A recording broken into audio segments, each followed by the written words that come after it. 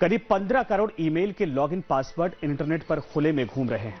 Forbes की report के मुताबिक डेटा किसी एक कंपनी के सर्वर को तोड़कर नहीं चुराया गया, बल्कि अलग अलग वेबसाइट और ऐप से ली गई है। इसकी वजह है सालों से अलग अलग वेबसाइट और ऐप में इस्तेमाल किए गए डेटा को चोरी करके एक नया डेटाबेस तैयार किया गया।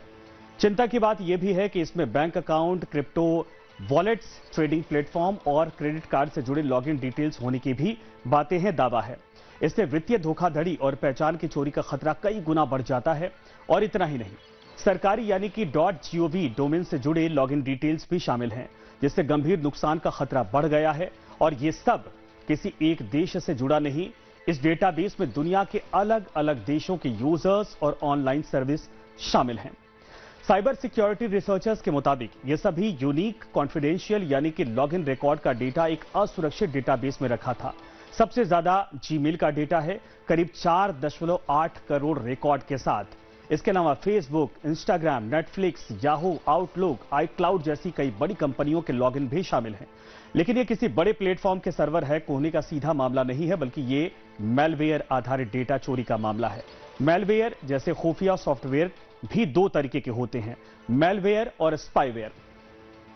मैलवेयर दो शब्दों से बना है, मैलिशियस सॉफ्टवेयर। मैलिशियस का मतलब आप जानते होंगे, दुर्भावना। मैलवेयर में कंप्यूटर सर्वर को नुकसान पहुंचाने, डेटा चुराने के लिए बनाया जाता है और इसके जरिए सिस्टम को धीमा करना, फाइलें डिलीट की जा सकती हैं। इसके लिए डिवाइस पर कंट्रोल करने की भी कोशिश होती है। जबकि स्पाईवेयर एक खास तरह का मैलवेयर ही है जो स्पाई सॉफ्टवेयर से बना है, जिसे यूजर की जानकारी के बिना उसकी एक्टिविटी की जासूसी करने के लिए डिजाइन किया जाता है।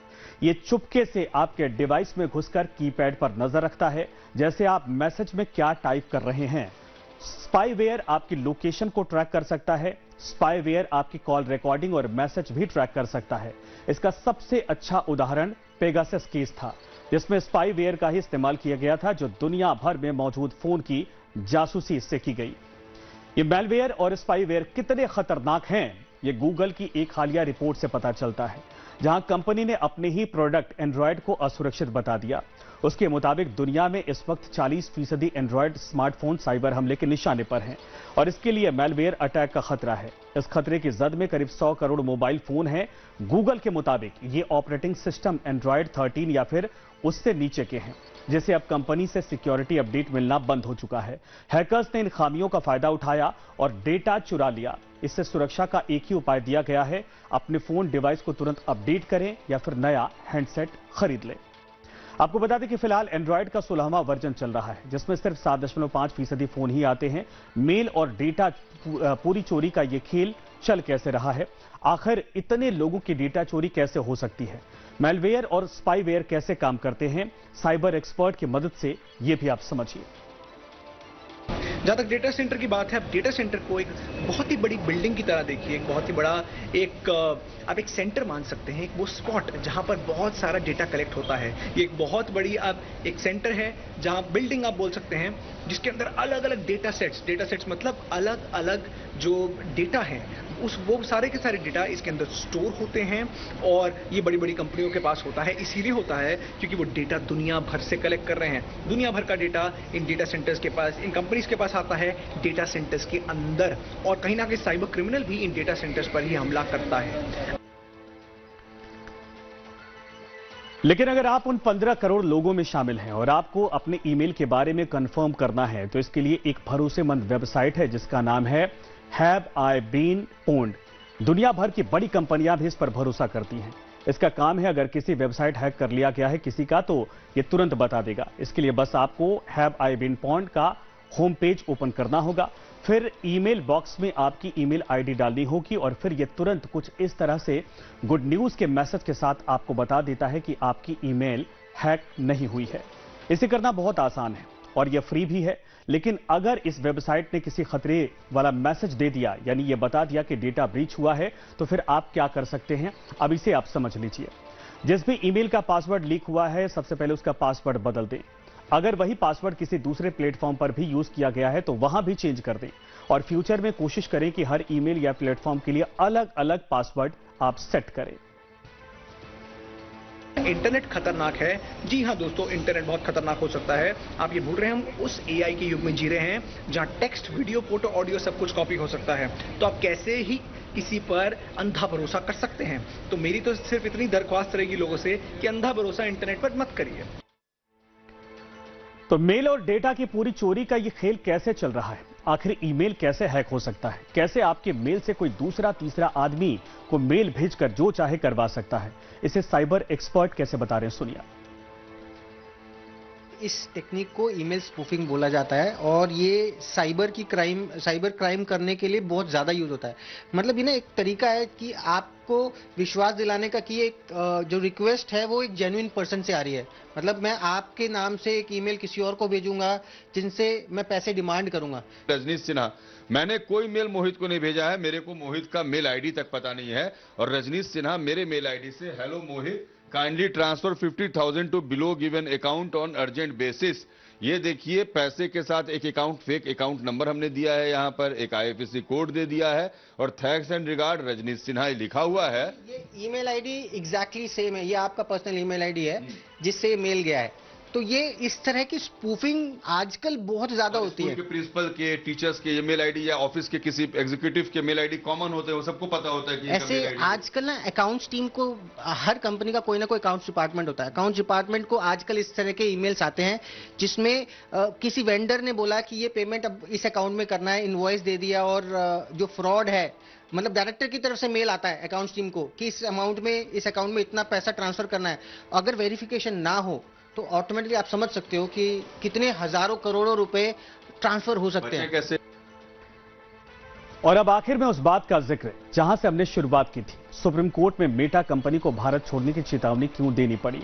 सुप्रीम कोर्ट ने व्हाट्सएप और मेटा की नई प्राइवेसी पॉलिसी पर सुनवाई करते हुए इसी महीने 3 तारीख को बेहद कड़ी सवाल उठाए और कंपनी को डेटा साझा करने से साफ मना कर दिया।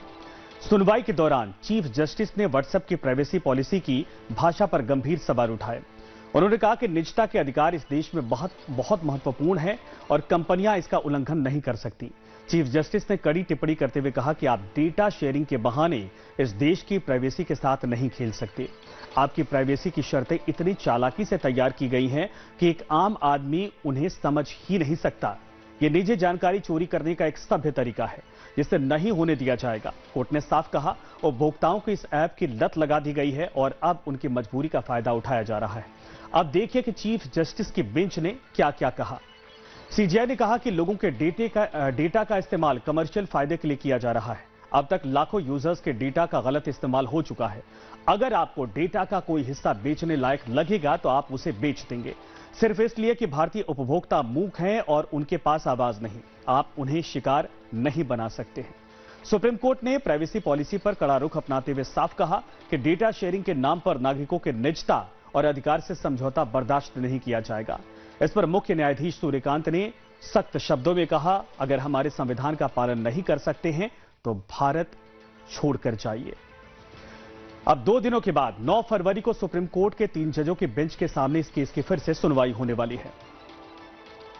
व्हाट्सएप की हम बात करते हैं, एंड टू एंड इंक्रिप्टेड है। देखिए, एंड टू एंड इंक्रिप्टेड आधी अधूरी कहानी है। हर डेटा आपका, हर चैट आपकी एंड टू एंड इंक्रिप्टेड नहीं होती। और इसी पर ही हाल ही में हमारे जो चीफ जस्टिस हैं उन्होंने बहुत साफ साफ कह दिया, व्हाट्सएप को अगर भारत में धंधा करना है, अपना कारोबार आगे बढ़ाना है, तो कहीं ना कहीं उनको भारत के जो डेटा है, जो भारत के जो लोग हैं, उनका डेटा, उसकी वैल्यू आपको करनी सख्त जरूरत है। अगर आप उनके डेटा की वैल्यू नहीं करेंगे तो कहीं ना कहीं आपको भारत में काम करने पे मना होगा, पाबंदी लगाई जाएंगी।